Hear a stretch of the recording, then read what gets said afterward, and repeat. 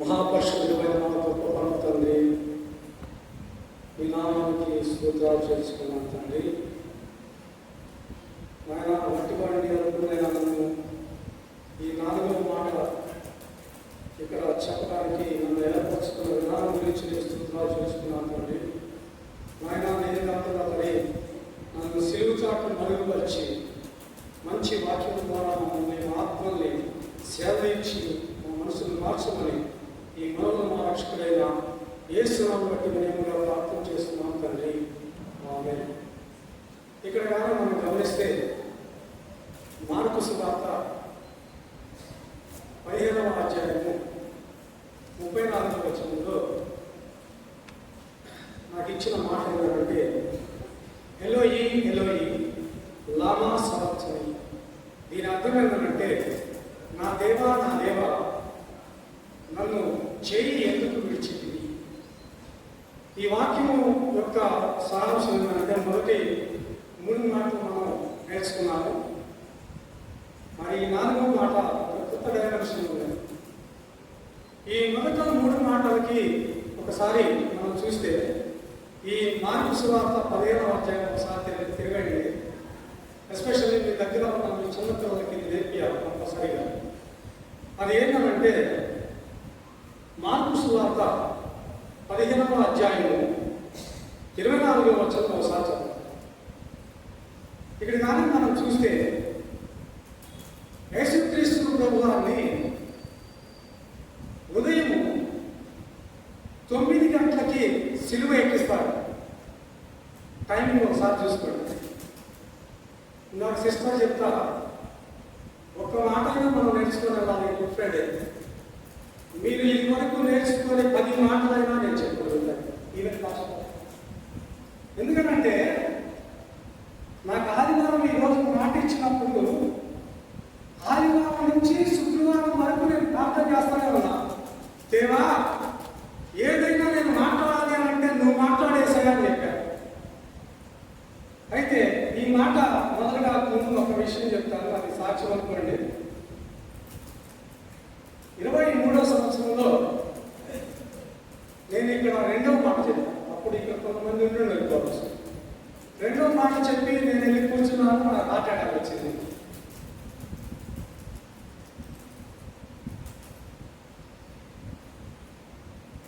నన్ను హాస్పిటల్కి తీసుకెళ్ళాను.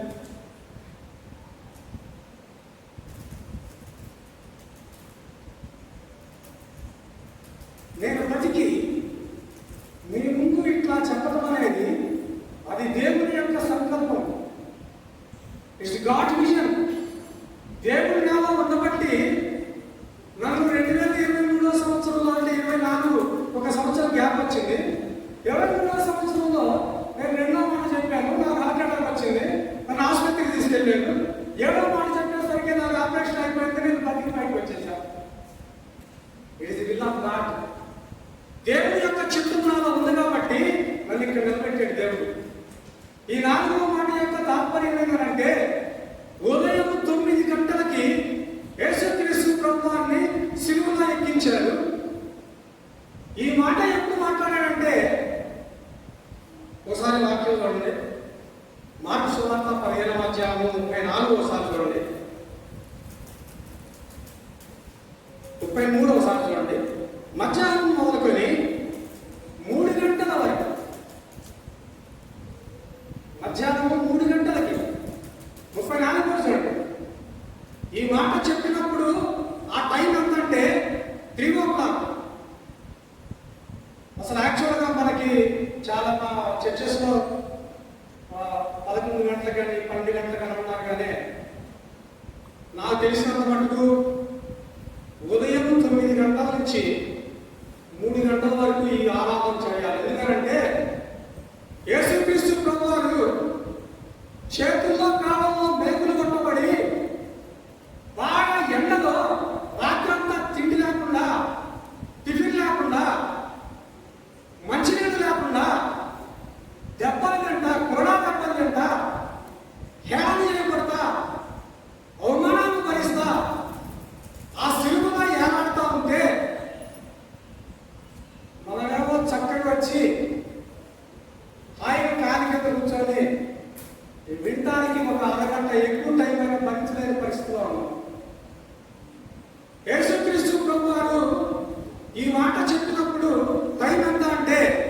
త్రివోప సండే స్కూల్ పిల్లలు ఉన్నారు, 3 మాటలు సండే స్కూల్ పిల్లలకి చెప్తా, అవన్నీ చక్కగా నేర్చుకోండి. 3 గంటలకి వేసాడు, 9 గంటల నుంచి 3 గంటల దాకా. ఇది 3 సార్లు నేను ఎందుకు చెప్పానంటే, ఉదయం 9 గంటల నుంచి 12 గంటల వరకు, ఉదయం 9 గంటల నుంచి 12 గంటల వరకు ఎండగా ఉంది, వెలుతురుంది. ఆ 3 మాటల్ని యేసుక్రీస్తు ప్రభువారు వెలుగులో చెప్పాడు, వెలుతురులో చెప్పాడు. ఆ తర్వాత మధ్యాహ్నం నుంచి ఈ 4, 5, 6, 7 మాటలు చెప్పేటప్పుడు ఆ ప్రాంతం మొత్తం కూడా చీకటమైంది. ఆ ప్రాంతం మొత్తం కూడా చీకటి. చీకటి అంటే ఏంటంటే, మనకి అమావాస్య అని మనం అనుకుంటాం కదా, అమావాస్య రోజు చీకటి అని. అది కాదు. మనకి నిర్గమకాండం కానీ చూసుకుంటే, నిర్గమకాండంలో ఇజ్రాయేలు ప్రజల మీదకి యేసుక్రీస్తు ప్రభువారు 9 తెగుళ్లను తీసుకొచ్చాడు. 10 తెగుళ్ళు. ఆ 10 తెగుళ్లలో 9వ తెగులు ఏంటంటే చీకటి. 3 రోజులు యేసు తండ్రి అయిన దేవుడు మోషేని పిలిచి ఏమన్నాడంటే, నీ చెయ్యిని ఆకాశం వైపు చూయించు. 3 రోజులు అక్కడ కానీ మీరు చూస్తే నిర్గమకాండంలో భయంకరమైన చీకటి. ఆమోసు 8:9లో యేసుక్రీస్తు ప్రభువారు సిలువ వేయబడిన రోజున కట్టిక చీకటి, చీకటి, భయంకరమైన చీకటి, గాఢాంధకారమైన చీకటిలో ఈ మాట మాట్లాడారు. దేవా దేవా అని ఎందుకు అంటున్నారంటే, యాక్చువల్గా మనం కానీ గమనిస్తే యేసుక్రీస్తు ప్రభువారు మనకి ప్రార్థన నేర్పించినప్పుడు కూడా ఏమని చెప్పాడు? పరలోక ప్రార్థన నేర్పించినప్పుడు యేసుక్రీస్తు ప్రభువారు సిలువలో మొదటి మాట మాట్లాడినప్పుడు తండ్రి అన్నాడు. 7వ మాట మాట్లాడినప్పుడు తండ్రి అన్నాడు. 4వ మాట మాట్లాడినప్పుడు దేవా. ఇక్కడ కానీ మనం గమనిస్తే దేవా అంటే ఏంటంటే ఒక గ్యాప్ వచ్చింది అక్కడ. యేసుక్రీస్తు ప్రభువారు నా చెయ్యి ఎందుకు విడిచేవయ్యా అని చెప్పి ఆ దేవుడితో తండ్రి అనకుండా దేవాన్ని ఎందుకు అన్నాడంటే, దేవుడు అప్పటికి యేసుక్రీస్తు ప్రభువారి చెయ్యి విడిచేశాడు. యేసుక్రీస్తు వారి ప్రభువారి యొక్క చెయ్యి విడవడానికి కారణం ఏంటంటే నీనా మా పాపాలు. ఒకసారి ద్వితీయోపదేశ కాండం గారు మనం చూసినట్లయితే, ద్వితీయోపదేశ కాండం 21-23 మనకి లెంట్ ఆరంభంలో ఈ వాక్యాలన్నీ చదివి 20 ద్వితీయోపదేశ కాండం 21-23 ఏమన్నారంటే, ఈ శిలువ పాపము అనేది, ఈ శిలువ వేయటం అనేది శాపగ్రస్తులకి వేయబడుతుంది. ఇది శాపము ఎవరికైతే ఉంటుందో వాడికి ఈ శిలువ వేస్తారు. కానీ మనం ఇంకోసారి గలతీయులకు రాసిన పత్రిక 3వ అధ్యాయం 14లో చూస్తే, గలతీయులకు రాసిన పత్రిక 3వ అధ్యాయం, అందరూ బైబిల్ తీసి చదవండి, అండర్లైన్ చేసుకోకుండా చదవండి. గలతీయులకు రాసిన పత్రిక 3వ అధ్యాయము 14-18 చూడండి. ఆత్మను గురించిన వాగ్దానము విశ్వాసం వల్ల మనకు లభించినట్లు అబ్రహాము పొందిన ఆశీర్వాదం ఏమనగా, ఈ క్రీస్తు యేసు ద్వారా అన్యజనులకు కలుగుటకై క్రీస్తు మనకు గాను శాపగ్రాహి అయ్యను. శాపము నుండి, ఆఖరి పాయింట్ చూడండి ఒకసారి, శాపము నుండి, శాపము నుండి నిన్ను నన్ను విడిపించడానికి మన శాపాన్ని ఆయన మీద కోల్పోయాడు. మన శాపాన్ని ఎవరు మోస్తున్నారు? యేసుక్రీస్తు వారు మోసుకెళ్ళారు. అది అసలు ఎవరికయ్యాలా సినిమా? నీకు నాకు అయ్యాలా? నీకు నాకు సిలువ వేయకుండా మన పాపాలని ఆయన మోస్తా, మన శాపాలని ఆయన మోస్తా. మనకి ఏం చేశాడంటే అక్కడ విమోచన ఇచ్చాడు. విమోచన అంటేనే విడుదల. విమోచన అంటే ఏంటంటే విముక్తి, రెడెంప్షన్, విముక్తి. పాప విముక్తి చేయడానికి యేసయ్య కొరకు సిలువలో చాపయ్యాడు. సిలువ అంటే ఏంటంటే త్యాగము. సిలువ అంటే త్యాగం. మనం ఒకసారిగానే యోహాను సువార్తగానే నేను చెప్పాల్సిన మొత్తం ఇక్కడ కంప్లీట్ అయిపోయింది. ఇక మిగతా కూడా ఏమి చెప్పాల్సిన అవసరం కూడా ఏమి మిగతా యోహాను 14వ అధ్యాయం అందరూ బైబిల్ తీసుకున్నారు. ఇది కంపల్సరీ చదవాలి. ఈరోజు మిగతా మాటలు నాకు తెలియదు, కానీ నేను చెప్పే ఈ మాట వరకు మీరు కంపల్సరీ చదవాల్సిందే. అది తెలియదు. ఇప్పుడు బైబిల్ కాబట్టి యోహాను సువార్త 14వ అధ్యాయంలో 8 నుంచి నేను చదువుతాను. ఒకసారి చూడండి. 8 నుంచి 8వ అధ్యాయంలో ఏమన్నారంటే, యేసుక్రీస్తు వారు ప్రభువు యొక్క శిష్యుడు. ఆయన ఏమన్నారంటే, ఫిలిప్పు వచ్చాడు. యేసుక్రీస్తు ప్రభువు ఏమన్నా అంటే, ఫిలిప్పు శిష్యుడు, అయ్యా యేసయ్యా ఒక్కసారి తండ్రిని చూపించయ్యా, ఇక నాకు ఏమవుతుంటున్నాడు. చూడండి 8వ అధ్యాయంలో, ఒక్కసారి తండ్రిని చూపించు, నాకు ఇంకా ఏమవుతుంటాడు. తండ్రిని చూపించి ఏమవుతాడంటే, యేసుక్రీస్తు ప్రభువు ఏమన్నా అంటే, ఎంతకాలం నుంచి నాతో ఉన్నావు కదా, నన్ను చూచిన వాడు తండ్రిని చూచును. 9వ అధ్యాయంలో చూడండి. తర్వాత 11లో చూడండి, తండ్రి యందు నేను, నా యందు తండ్రి, తండ్రి యందు నేను, నా యందు తండ్రి యందు నేను, నా యందు తండ్రి. తర్వాత యోహాను సువార్త 10వ అధ్యాయం ఒకసారి మళ్ళీ వెనక్కి 10వ అధ్యాయం 30 వచనంలో ఏమన్నా ఒకసారి 10:30 యోహాను సువార్త 10:30 అక్కడ ఏమన్నానంటే,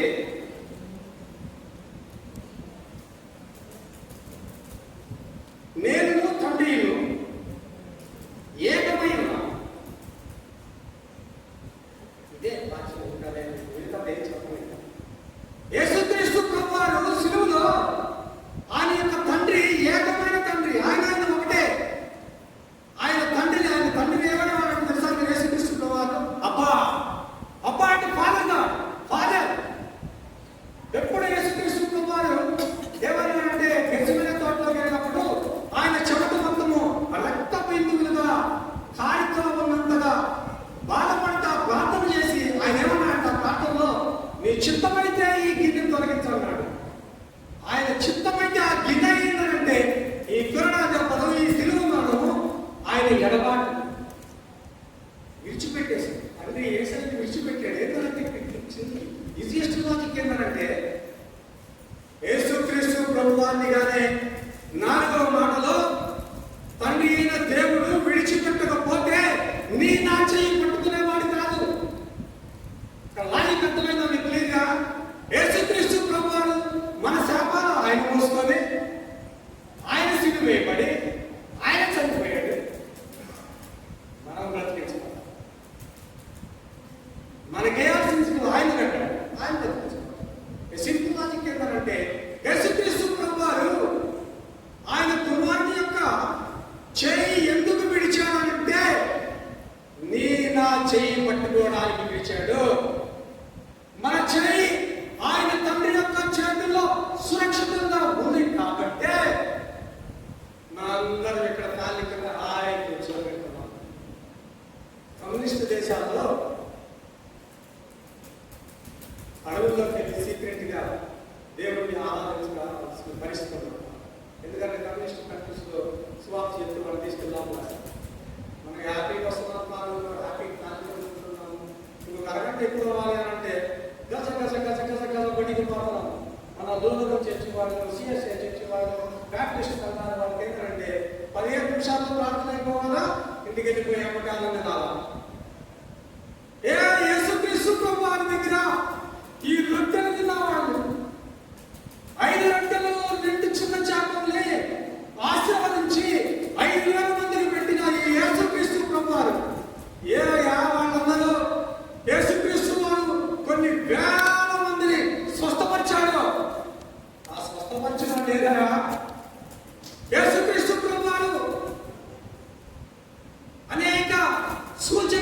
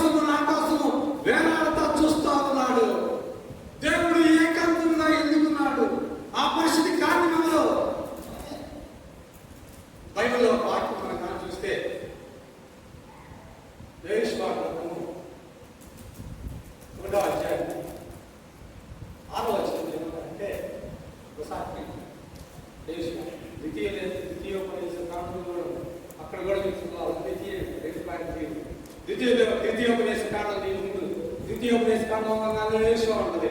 ద్వితీయోపదేశ కాండంలో 6వ అధ్యాయంలో ఒకసారి తీయండి. 5వ అధ్యాయంలో మన స్టూడెంట్స్ అందరికీ తెలిసి ఉండాలి. మన సండే స్కూల్ విద్యార్థులందరికీ 5వ అధ్యాయంలో ఏముంది?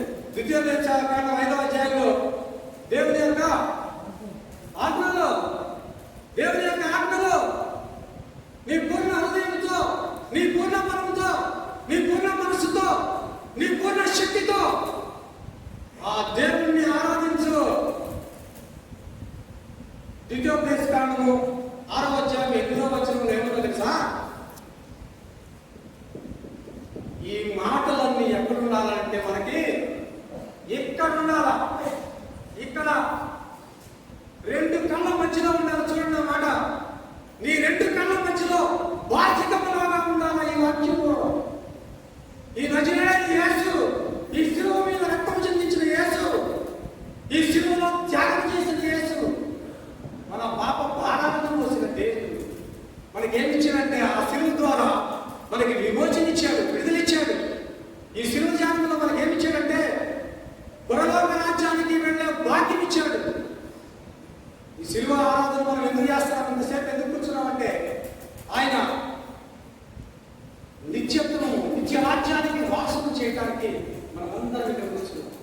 ఆ నిత్య రాజ్యానికి వారసులు చేయడానికి మనం ఇక్కడ కూర్చున్నాం. కాబట్టి ఆయనని విడువడు ఎడబాయుడు.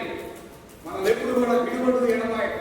ఇప్పుడు చూడండి, యోషువ గ్రంథము 1వ అధ్యాయం 6వ వచనంలో ఏమన్నారంటే, యోషువ గారు యోర్దాను నది దాటి అవతలికి వెళ్ళినప్పుడు ప్రభు అయిన తండ్రి ఏమంటారంటే, నిన్ను ఎడబాయను, నిన్ను ఎడబాయను, నిన్ను విడువను, నిన్ను విడువను, నిన్ను ఎడబాయను. ఈరోజు వాక్యం ఏంటంటే, ఇక్కడ కూర్చున్న మనందరికీ, బయట ద్వారా వింటున్న మనందరికీ ఇచ్చే సందేశం ఏంటంటే, ఈరోజు ఆయన యేసుక్రీస్తు ప్రభు వారు చెయ్యి విడిచాడు. మనతో ఏమంటున్నాడంటే, ఏమన్నాడు? ఎడబాయను, నేను ఎప్పటికీ ఎడబాయను, నిన్ను విడువను, నువ్వు భయపడద్దు అన్నాడు. ఇంకా యేషువ ఏమన్నాడు? నువ్వు ఎక్కడ అడుగు పెడితే ఆ రాజ్యం నీది, బాలు కేకలు ప్రవహించు కాంతి యేషువ నాయకత్వంలో పంపిస్తా. ఆయన ప్రభు ఏమన్నాడంటే, నేను ఎప్పటికీ విడువను అంటున్నాడు. కాబట్టి ఇంకొక వచనం ఒకసారి చూద్దాం. అది మర్చిపోయి స్కిప్ అయిపోయింది.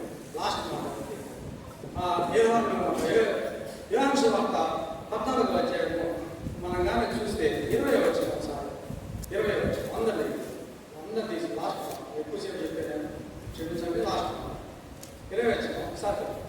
ఇదే నా సారాంశం. ఈ మాట క్లియర్గా మీరందరూ కానీ అర్థం చేసుకున్నాను అంటే మీకు ఖచ్చితంగా నిత్యత్వం వచ్చినట్టు. ఒకసారి చూడండి సార్, చూద్దాం. నేను చదువుతాను చూడండి. నేను నా తండ్రి అందుకు, మీరు నా యందును, నేను మీ అందును ఉన్నాను. అర్థమైనా? ఆకలి మంచిది అవుతుంది కదా, కాన్స్టిట్యూషన్ సరిగ్గా ఉన్నది. తండ్రి యేసులో ఉన్నాడు, యేసులో మనం ఉన్నాం. తండ్రిలో ఎవరున్నారు? మనం ఉన్నాం. యేసు ఎవరిలో ఉన్నాడు? ట్రయాంగిల్ లవ్, బంధుత్వం. ఈ బంధం ఏంటంటే, యేసులో నేనున్నాను, నాలో తండ్రి ఉన్నాడు, తండ్రిలో యేసు ఉన్నాడు, యేసులో ప్రజలు ఉన్నారు. మనమందరం కూడా ఎవరి దగ్గర ఉన్నామనంటే తండ్రిలో ఉన్నాం. కాబట్టి ప్రతిరోజు లూకాసు వార్త మరి 9వ అధ్యాయము మరి 23వ వచనంలో ఏమన్నారంటే, ప్రతిదినము కూడా లూకాసు వార్త 9వ అధ్యాయం 23లో ఏమన్నా, ప్రతిదినం, ఎవ్రీడే మనమందరం కూడా సిలువ మోసుకుంటా ప్రతి దినము యేసుని వెంబడించాలా. సిలువను మోసుకుంటా మనం ఏం చేయాలా? యేసుని వెంబడించాలా. ఎవరి సిలువ వాళ్ళు వేసుకోవాలి, చక్క తిరుగు తయారు చేసుకోవడం కాదు. సిలువ అంటే ఏంటంటే త్యాగము, సిలువ అంటే ప్రేమ, సిలువ అంటే దేవుడు మన కొరకు, నీ కొరకు, నా కొరకు పస్కాగా బలి అయినది. ఆ బలిని మనం గుర్తు చేసుకుంటా ప్రతిరోజు కూడా మన సిలువని మనం మోసుకుంటా ప్రతి వారికి ఆ శిలువ యొక్క ప్రాధాన్యత చెబుతా మనం నిత్య జీవంలోనికి వెళ్ళాలని చెప్పి ఈ అవకాశం ఇచ్చిన అందరికీ కూడా వందనాలు.